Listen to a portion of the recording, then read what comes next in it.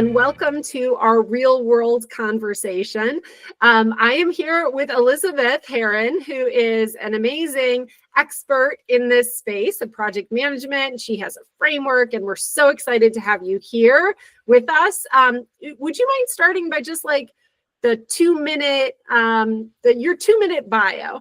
So Okay. how are you where you are, and just a little bit about you. Sure. You can probably tell from my accent that I live and work in the UK. I found project management early as a career, so I've done it now for over 20 years. I've been saying over 20 years for some years now. And I work full-time. I'm employed as a senior project manager in a healthcare charity. Oh, fantastic. Yeah, we also have been having some conversations with product managers in the healthcare field, right? So there's so much going on in both project management and in product management. I thought we could really kick things off to give our listeners an overview of your framework. So you have a framework on managing multiple projects. What is that, and why did you develop it? I developed it because I started out managing projects, right, as a business analyst and a business change analyst, and then I ended up managing multiple projects, as many of us do, as my career changed over time. And what I really struggled with was the fact that all the education I had covered how do I manage one project from start to finish, which is fine. We need to learn that, but it never covered how do you close down a project when actually no one's interested in closing down a project because you're trying to kick off something else? Or how do you manage your stakeholders when they're working on 3 of your projects and actually you only want to go into a meeting and talk about one and they're talking about the other project and you haven't prepared for that? And the education that we have that we teach I teach a how to manage projects course as well, but when we're teaching how to manage a project, it's all about that single linear journey. And in my lived experience was someone who was juggling multiple projects at different stages, and there just wasn't any help that I could find. So I started thinking about what I was doing, how I was doing it. I taught a course on managing multiple projects and just shared what I learned. And that seemed to be really popular. So I thought I needed to formalize that, turn it into something. And that's where the Managing Multiple Projects book came from. That's a bit of a waffly background about it, really. But do you want me to explain what it is? Absolutely. Absolutely. Okay. So it's basically just a 5-step framework for how to tame the chaos of managing all of the stuff that we do when we're juggling multiple things. And it starts off with, it's 5 principles, 5 Ps: the portfolio, plan, people, productivity, and practices. And it covers really how do you manage your own work and understand your own workload? How do you consolidate your plans so that you can manage holistically against what's coming up against all of your projects, so you can evidence that you're making progress on everything, even those projects that are at the bottom of the to-do list? How do you manage multiple stakeholders, especially those that are contributing to more than one of your projects? How can you work effectively using the best productivity tools that work for you? And practices, by that point, I was struggling to find a P that fitted. So maybe that's not the best name for it, but that's all about checklists and processes and working environment and making sure that you're setting yourself up for success. Yeah, one of the things that, as we even operate a university, right, there are many projects that you are consistently working on, many of which have the same stakeholders. One of the things that does get a little challenging at times is all of the stuff, just the volume of tasks, right?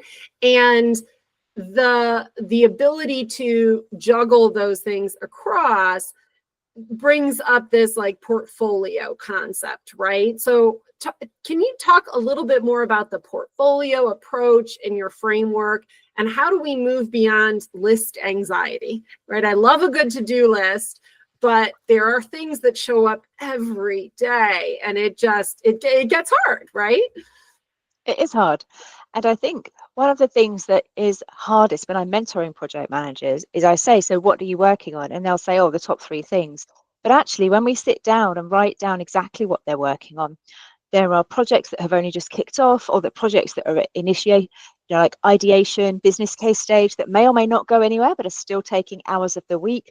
Then they might be coaching somebody else. They might be in team meetings. They might be responsible for setting up a team away day or the Christmas party. And the hours in the day just get eaten up by all this other stuff. So actually, when I was putting the book together, I did a survey of how do people prioritize, and the amount of responses in the free text that just said whoever shouts the loudest, whatever fire needs putting out first, it just really highlights the fact that we are out of control with those big to-do lists. So the portfolio concept, getting back to your question, is more around let's try to make the to-do list look smaller, because I think mentally we can cope better if we're managing chunks of activity rather than 30 things. Can we make it 5 themes? And so what we try to do is look for patterns and groupings. So maybe all your university projects with common stakeholders in the marketing department are one bucket of initiatives. Maybe everything that finishes before the end of the academic year is another bucket. And so if we can group and put themes together, it makes the work, I mean, it's the same amount of work, but it makes it feel more manageable, because we're dealing with 5 buckets rather than 30 different projects.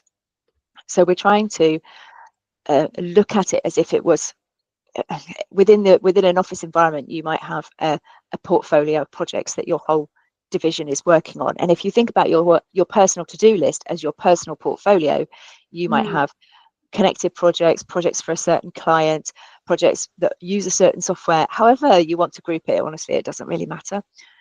But then you've got less things, and you can sort of group activities. You can start to see the synergies. Oh, I hate the word synergies. I was so promised myself I wasn't going to use that. But you can start to see the connections between things, where maybe it helps to group your plans or kick off 2 things at the same time, or report on a single report about 3 projects to one stakeholder. You're just trying to look for where you can save time, and it all starts with understanding your workload. I love that, because it creates almost like themes and coherence on sort of a mental plane. The bucketing is a really just powerful part of the framework. I love it.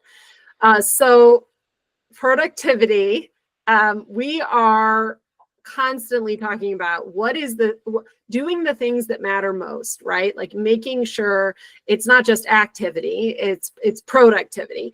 And that has so much to do with how you are organized as a personal individual. So what are some of the practical advice? What advice do you have on habits, on techniques? How would you recommend folks are able to become more productive? Like, how do you focus, and how do you prioritize the most important things? Well, another thing that came out of the survey was that 60%-ish of project managers worry about not doing their best work because of the workload, and the constant context switching is a real challenge. Yes. So if you can minimize context switching, I think that really helps. And I know it's very easy to say, time block your morning so that you do only project 1 on a Monday morning. But what do you do when your stakeholder rings you and it's urgent, or you get an email about something, or a message comes in on Teams or Slack or whatever it is that you use? So it is really hard to try and keep that protected space. But if you can, you will make so much more progress on so many more things. So I'd say that's probably my top takeaway, is if you could time block or find a way to reduce context switching, it's really it will really help with productivity.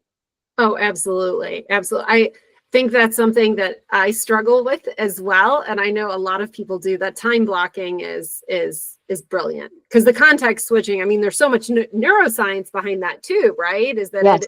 it is wasted time, and it is anxiety producing. So, all right. Well, that is some fantastic advice. I will be personally embracing some of that as well. So thank you for that. And thank you for being our guest on Real World Conversations. You're very welcome. It's been great to chat.